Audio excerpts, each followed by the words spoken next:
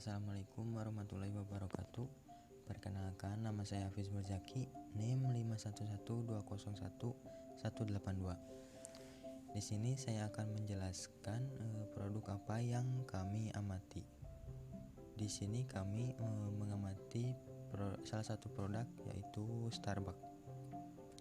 Starbucks Corporation adalah salah satu perusahaan kedai kopi atau jaringan kedai kopi global asal Amerika Serikat yang berkantor pusat di Seattle, Washington.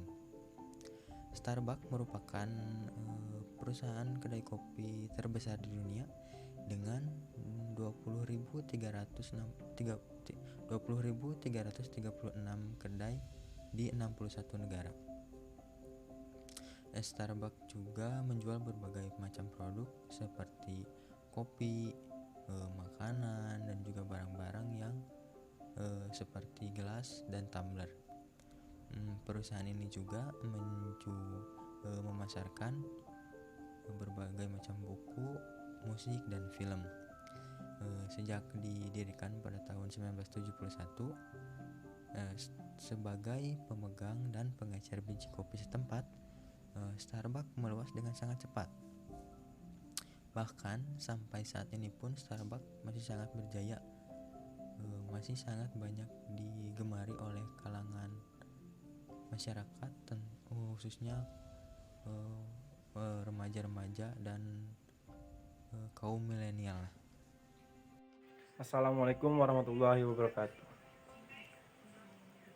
Kenalkan, nama saya Ali Rinaldi, NIM saya 511201189. Baik, di sini saya akan menjelaskan kisah Starbucks, kedai kecil yang menjadi bisnis raksasa senilai 80 miliar. Karakter demografis terhadap niat beli konsumen terhadap Starbucks di Surabaya. Maka penelitian mengambil jenis penelitian kuantitatif, yang mana penelitian kuantitatif menggunakan data yang diukur dalam suatu skala numerik atau angka. Penelitian ini menggunakan SPSS. Populasi dan sampel populasi adalah wilayah generalisasi yang terdiri atas objek atau subjek yang mempunyai kualitas dan karakteristik tertentu yang oleh penelitian dipelajari dan kemudian ditarik kesimpulannya. Populasi dalam penelitian ini meliputi konsumen Starbucks. Teknik sampling yang digunakan oleh penelitian adalah teknik probability sampling, yang mana teknik ini tidak memberikan kesempatan yang sama kepada setiap populasi atau dipilih menjadi sampel, melainkan berdasarkan pertimbangan dari penelitian sendiri. Assalamualaikum warahmatullahi wabarakatuh. Izin perkenalkan diri, nama saya Yudhindra Amalia dari kelas E, NIM-nya 511201202. Pengaruh lingkungan menurut sosial ini, Starbucks mengusung ke dalam program tanggung jawab sosialnya, di mana mereka menjalankan program dengan strategi pemasaran perusahaan yang menggunakan green marketing strategi. Kegiatan ini dilakukan untuk Starbucks Coffee dengan memberikan bantuan air bersih kepada daerah-daerah yang masih kekurangan air bersih. Di Starbucks Coffee ini juga dilakukan menjual air mineral kepada konsumen yang tersedia di gerai Starbucks. Konsumen yang membeli air mineral tersebut, hasil penjualannya itu buat pembangunan tower air bersih di daerah Indonesia bagian timur. Kegiatan yang dilakukan oleh Starbucks Coffee ini adalah untuk menarik konsumennya dengan cara melakukan inovasi pada produknya. Inovasi yang dilakukan oleh Starbucks ini dengan mempersembahkan produk-produk terbarunya. Starbucks Coffee sebagai green company menyadari bahwa semakin meningkatnya jumlah konsumen kopi, maka akan semakin tinggi pula produksi limbah yang dihasilkan. Maka dari itu pentingnya untuk menjaga ramah lingkungan, untuk menjaga kelestarian bumi, untuk mendorong Starbucks Coffee untuk melanjutkan berbagai programnya untuk membantu menyeimbangkan ekosistem lingkungan. Assalamualaikum warahmatullahi wabarakatuh. Perkenalkan, nama saya Putri Sipan Nurpadilah, NIM 51112011181. Di sini saya akan sedikit menjelaskan tentang pengaruh lingkungan budaya terhadap kegiatan bisnis Starbucks Kopi. Pada awal kehadirannya, Starbucks dianggap aneh dan tidak rasional. Karena kebiasaan di Indonesia, minuman kopi biasanya didapat dari warung-warung kopi terdekat dengan harga yang sangatlah murah. Harga secangkir kopi Starbucks di Indonesia terbilang sangatlah mahal. Dan dari segi harga, sudah jelas bahwa Starbucks kopi dikhususkan untuk kalangan menengah ke atas. Budaya Amerika banyak mempengaruhi masyarakat Indonesia, mulai dari style, kebiasaan, musik, film, dan lain-lain. Hal inilah yang mendorong Starbucks kopi di Indonesia sangatlah sukses. Banyak orang-orang yang mulai ngopi dan menghabiskan waktu dengan rekan-rekannya di Starbucks. Dan selain itu, Starbucks menarik peminat dengan cara menghadirkan menu-menu kopi atau makanan khas Indonesia seperti Betawi Latte, selendang mayang puding, dan lain-lain. Dikaitkan dengan budaya, Starbucks memang identik dengan Amerika dan gaya hidup Barat. Di Indonesia, budaya minum kopi di masyarakat sebelumnya hanya semata untuk agar tidak mengantuk saat menyupir, jaga malam di kompleks, dan lain-lain. Pada saat ini, generasi milenial sangat menyukai dua hal, yakni teknologi dan kopi. Kaum milenial tidak bisa terlepas dari yang namanya teknologi, terutama handphone. Saya lihat juga anak-anak zaman sekarang itu lebih suka berkumpul dengan teman-temannya, ngobrol-ngobrol sambil minum kopi di kedai kopi tentunya. Salah satu contohnya adalah kedai kopi Starbucks. Alasan tersebut telah mendorong Starbucks secara signifikan, sama seperti halnya yang telah disampaikan oleh CEO Starbucks sendiri, yakni David Johnson. Kami berada dalam bisnis yang berhubungan dengan pelanggan dan menciptakan lingkungan yang hangat dan ramah di dalam toko sambil minum kopi dan teh. Inilah bisnis yang kami jalani, kata David. Dari pernyataan tersebut kita ketahui bahwa teknologi sangat berperan penting bagi salah satu kedai kopi ternama ini. Mengusung target menengah ke atas, Starbucks menerapkan konsep kenyamanan bagi para pelanggannya, dimulai dari kedai kopi yang sangat mewah dan dilengkapi fasilitas yang berteknologi modern seperti WiFi salah satunya, sehingga para pelanggannya betah berlama-lama diam di kedai kopi mereka dan juga meninggalkan kesan baik saat pelanggan keluar menutup pintu keluar dari toko. Bismillahirrahmanirrahim. Assalamualaikum warahmatullahi wabarakatuh. Izin memperkenalkan diri, nama saya Muhammad Saiful Hidayat, nomor induk mahasiswa 5111201187. Di sini saya akan menjelaskan tentang pengaruh lingkungan etis dari perusahaan Starbucks Kopi. Starbucks Kopi merupakan perusahaan terbesar di dunia yang cabangnya sudah hampir seluruh dunia ada, termasuk di Indonesia.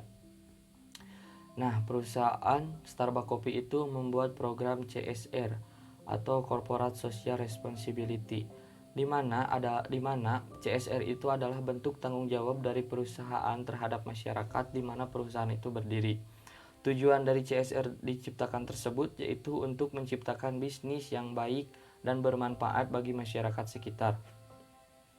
Dalam CSR tersebut mereka menamakan dengan program Starbucks Share Planet, di mana di dalamnya ada 3 pilar penting, yaitu yang pertama ada ethical sourcing. Ethical sourcing itu lebih mengedepankan pada pertanggungjawaban perusahaan Starbucks Kopi, di mana mereka bertanggung jawab terhadap pelatihan-pelatihan para petani, supaya para petani bisa menghasilkan biji kopi yang berkualitas. Pilar yang kedua ada environmental stewardship, di mana pihak dari Starbucks Kopi itu lebih mengedepankan pada pelestarian lingkungan. Mereka bekerja sama dengan organisasi dan perusahaan non-profit untuk saling menjaga pelestarian lingkungan. Yang ketiga ada community involvement, yaitu mereka para perusahaan Starbucks Kopi menjalankan program yang berkaitan dengan hubungan langsung dengan masyarakat agar mereka bisa berpartisipasi dengan program CSR tersebut. Kemudian ada juga program CSR yang dilakukan oleh Starbucks Kopi di Indonesia, yaitu dengan menjalankan program Ayo ke Museum yang bekerja sama dengan Direktorat Jenderal Pelestarian Budaya, Permusiuman, Menteri Pendidikan dan Kebudayaan, dan juga Direktorat Kebudayaan. Di mana tujuan mereka membuat program tersebut yaitu untuk memperkenalkan kepada masyarakat dengan sejarah budaya yang ada di Indonesia. Nah, mereka membuat program tersebut itu sebagai pendidikan bagi masyarakat, di mana program tersebut itu sudah tersebar di beberapa wilayah museum di Indonesia. Kemudian CSR tersebut juga ada yang diprogramkan juga di Indonesia lagi, yaitu seperti mereka menanamkan 1000 pohon setelah gunung api meletus, yaitu penanaman 1000 pohon di Yogyakarta.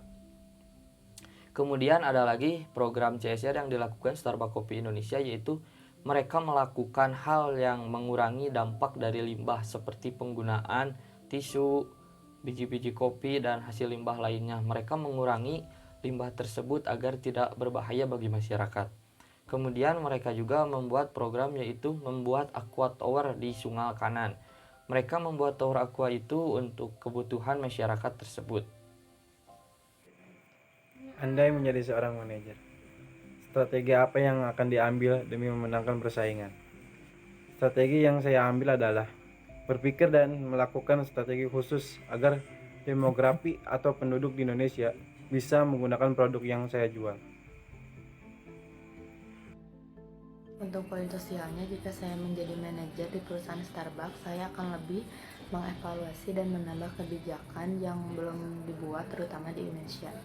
Kebijakannya seperti menarik para pekerja untuk menanam kopi dan mengolah, serta memberikan pelatihan kepada para petani kopi agar mempunyai kualitas lebih baik dari saat ini. Andai menjadi seorang manajer, strategi apa yang akan diambil demi memenangkan persaingan di lingkungan budaya? Strategi yang pertama akan saya ambil adalah dengan cara mengerti dan paham terlebih dahulu bagaimana budaya dari setiap negara. Namun di Indonesia sendiri sudah memiliki budaya menyukai kopi atau senang sekali dengan kopi. Jadi strategi yang akan saya ambil jika saya menjadi seorang manajer di perusahaan kopi ini adalah dengan cara memberikan diskon atau potongan harga untuk setiap produk yang ada di Starbucks.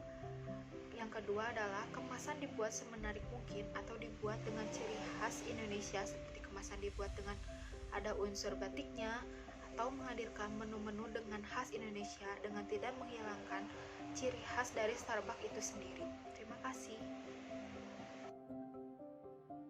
Jika saya menjadi seorang manajer di salah satu perusahaan Starbucks misalnya, strategi yang akan saya lakukan untuk memenangkan persaingan dalam bidang teknologi khususnya, yaitu mungkin dengan secara merubah pengelolaan dan operasional perusahaan. Caranya mungkin dengan para karyawan yang tidak perlu masuk ke kantor atau perusahaan dan hanya bekerja dari rumah saja menggunakan internet, ataupun dalam segi pembuatan produk secara otomatis menggunakan bantuan tenaga robot agar tidak lagi memerlukan tenaga kerja manusia. Jika saya menjadi seorang manajer dan pemilik di perusahaan Starbucks Kopi, saya akan menjalankan kebijakan yang sama yang telah dibuat sebelumnya, dan saya juga akan mengevaluasi kebijakan tersebut. Namun, saya juga akan membuat kebijakan baru, terutama di negara Indonesia. Karena negara Indonesia itu merupakan negara yang heterogen, di mana masyarakat di dalamnya penuh perbedaan. Dari segi cita rasa pun, Indonesia itu memiliki banyak perbedaan. Nah, strategi yang saya akan gunakan yaitu menarik para pekerja dan para petani kopi agar bisa bekerja sama dengan perusahaan Starbucks Kopi saya, yaitu dengan cara melakukan pelatihan dan pemberian materi kepada para pekerja agar bisa menghasilkan biji kopi yang menghasilkan kualitas yang terbaik. Nah, dari sana saya bisa melakukan persaingan dengan perusahaan-perusahaan kopi lainnya yang ada di Indonesia. Oleh karena itu, dengan cara menarik para pekerja dan para petani agar bisa bekerja sama dengan saya, mungkin hasil dari perusahaan Starbucks Kopi akan menghasilkan kopi yang terbaik karena digabung dari beberapa petani-petani yang ada di seluruh Indonesia. Mungkin hanya sekian yang dapat saya sampaikan, kurang dan lebihnya mohon dimaafkan karena masih dalam tahap belajar. Terima kasih.